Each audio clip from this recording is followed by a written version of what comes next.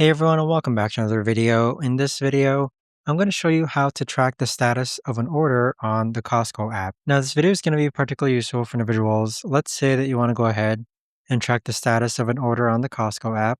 How do you actually go ahead about doing so? Now this video is going to be short, sweet, and simple guys. There's not going to be a lot of steps involved. Now in order to do this, what you're first going to do is go into the Costco app. Next, go ahead and click on account on the bottom middle hand side. Then once you're on this page here, you want to go ahead and scroll down and click on orders and purchases. So once this page finishes loading, you want to scroll down to where you see your order that's being delivered. Next to the order that's being delivered, click on track my package. Then here's where you can actually go ahead and track your package. So click on tracking updates and then you can manage your order or track your order from here. But there you have it guys, that right there is the best and easiest way that I know of to actually go ahead and track the status of an order on the Costco app. If you guys know of a better or easier way to actually do this, let me know in the comments down below.